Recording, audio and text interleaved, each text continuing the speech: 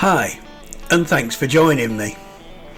We're in the garage today doing a little upgrade on Goldie.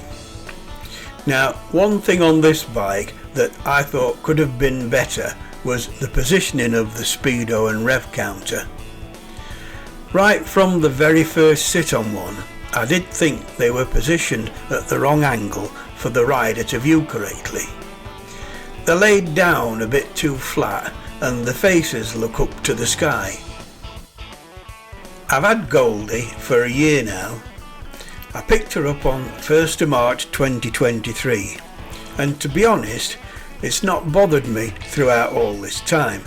In fact, I'd got so used to the layout I'd almost forgotten about it.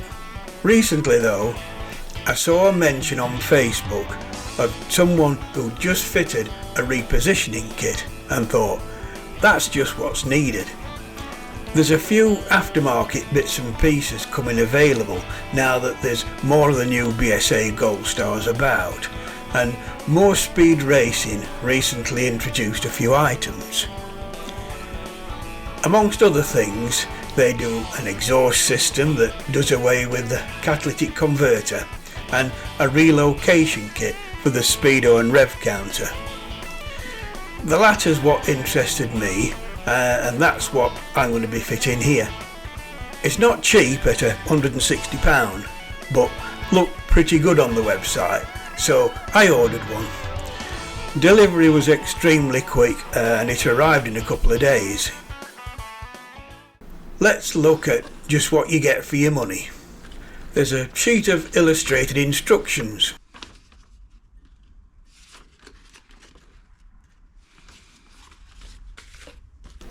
Oh, and they also do these nice self-adhesive BSA badges as well. So I got a set of these, but that's for another day.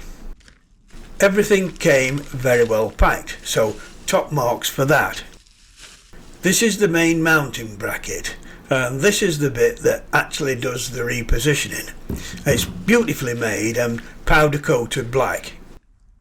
We've then got two covers that go over the base of the two clocks to hide the fixings and wiring and tidy it all up. These are also really nice pieces of machining, and these are black anodized.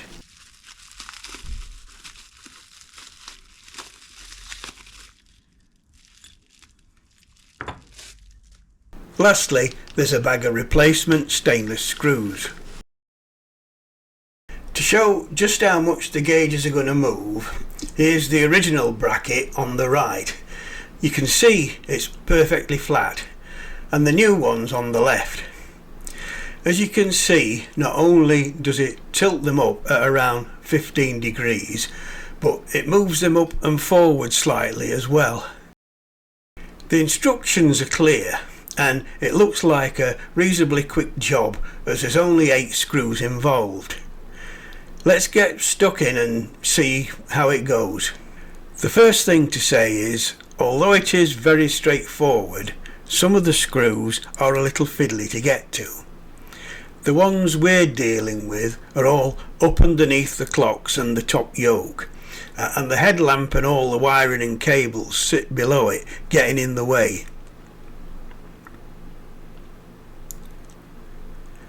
First step is to remove the 3 screws that hold each of the clocks to the bracket. These are Phillips head or posi-drive screws. The outer 2 are reasonably easy, and I just used a long flexi drive up from below. You can't do that with the inner one on each side though, because the headlamp's in the way. Now I've got a little ratchet drive for this that takes 6mm hex screwdriver bits at 90 degrees, so that fitted in easy and did the job just fine for me. Repeat for both sides.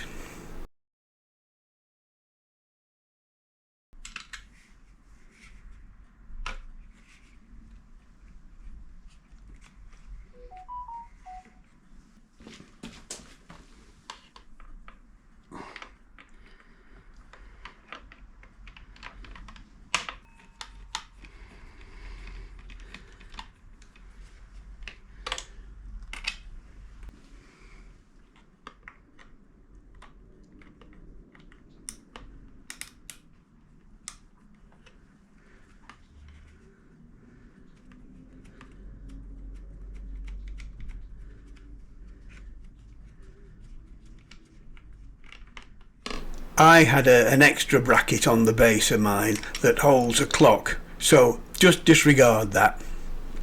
Once all 6 screws are out, the plastic bottom cover just lifts out the way. The speedo and rev counter can now be lifted off the bracket.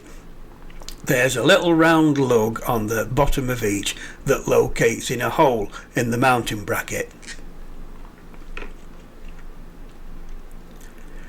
Wrap a rag round them and just carefully dangle the wire over the side of the headlamp bracket so they're out the way.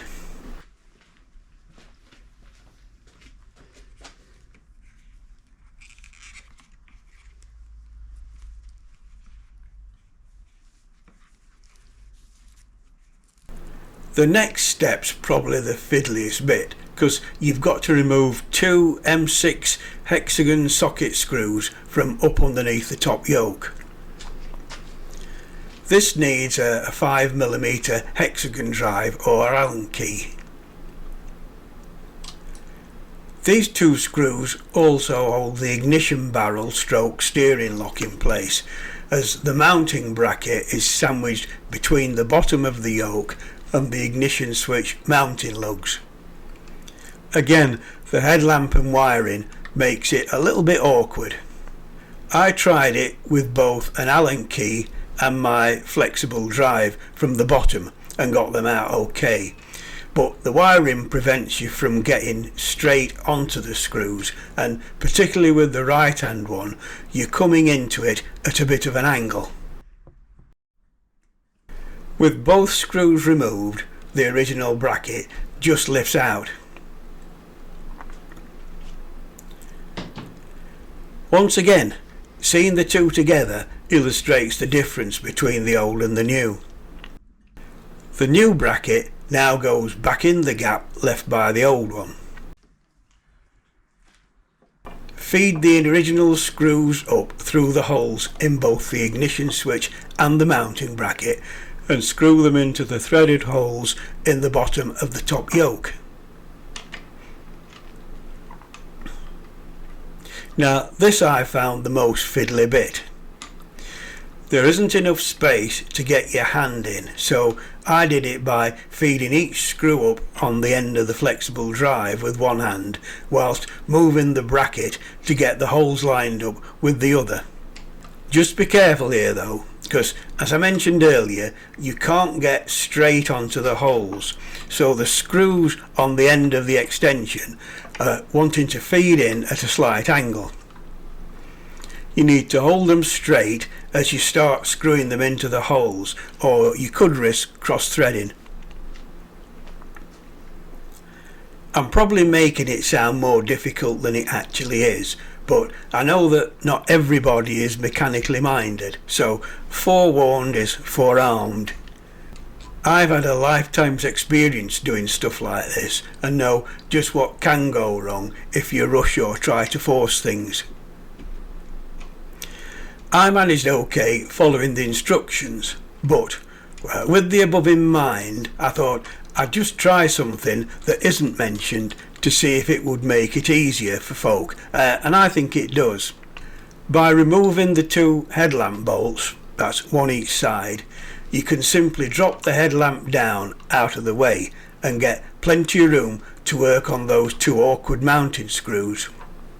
Once the bracket's in place and the screws tightened, you will need to replace the headlamp before going any further though, because with it lowered there's not enough free play in the wiring to fit the speedo and rev counter back onto the bracket.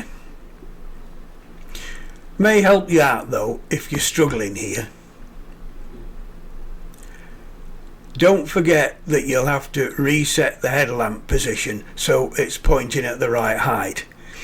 I just took the bike down the back lane when it was dark and adjusted it by hand to get the correct level, then nipped up the 2 screws again.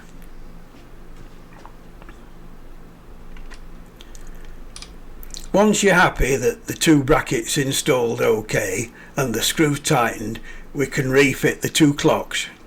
Now on the old bracket, these are rubber mounted.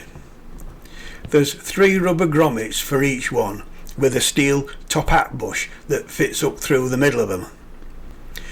The new bracket comes with hard plastic mounts already fitted in place of the rubber, but you still need to remove the 6 steel top hat bushes from the old one to reuse. I'm going to come back to this mounting method later.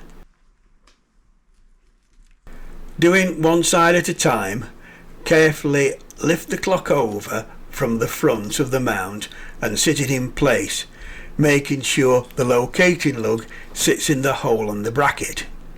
Fit the 3 top hat bushes into the plastic bushes up from below.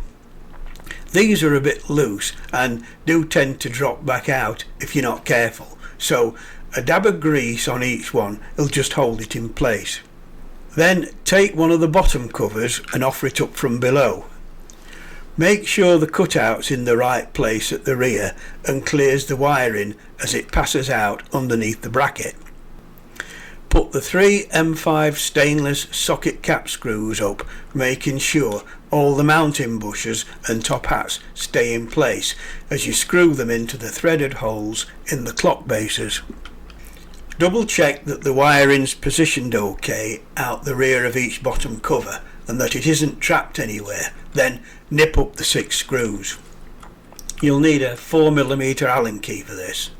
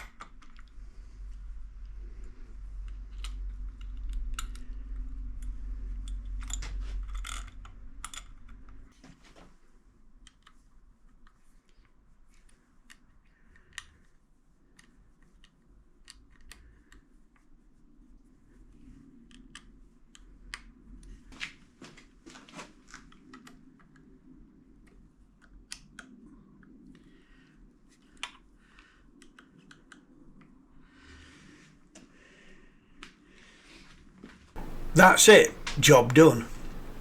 Here's a before and after picture to show the difference now they're in position. And this is the new view from the riding position. As you can see, they're much more angled towards you now.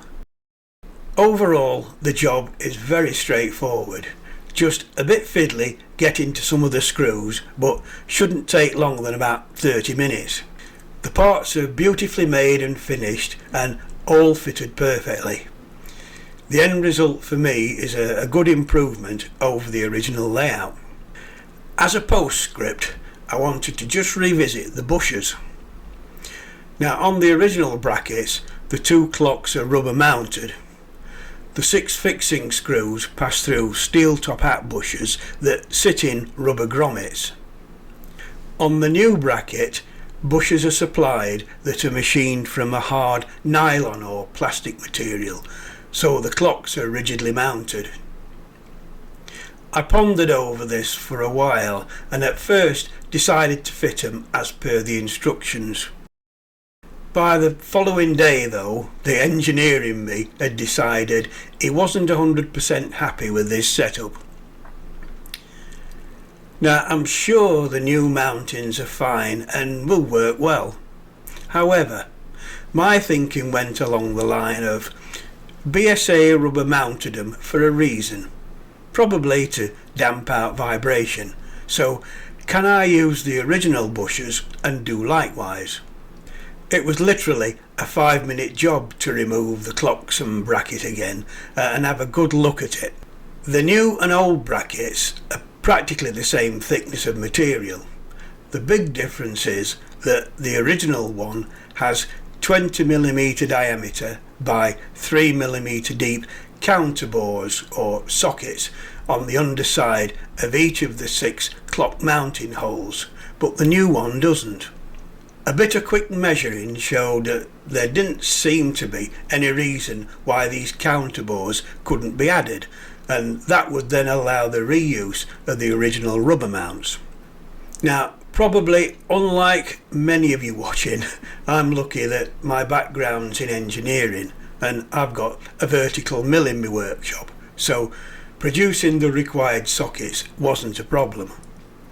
About half an hour's work setting up and machining had the job done.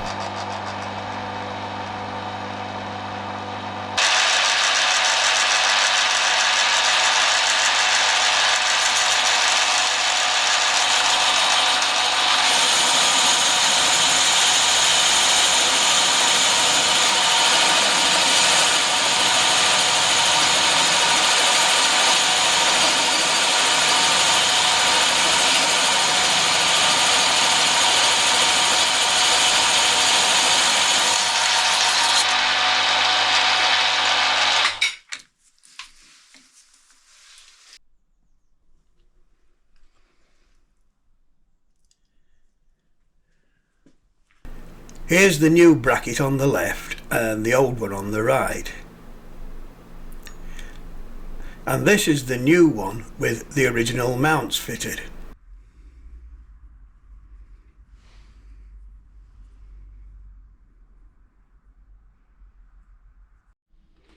All back together now, and here you can see the clocks are now rubber mounted as they were originally. As I've said, I think the kit is first class, and I'm sure that as supplied it would be absolutely fine. I did this because I think rubber mounted is better. Just my opinion. Anyway, that's Goldie all ready for another ride, so hope you found this useful. Please leave a like if in fact you did, and a comment. I always try to answer them. And don't forget to subscribe if you want to see more of my offerings, and hit the notification button. So hope to catch you on the next one, and cheers for now.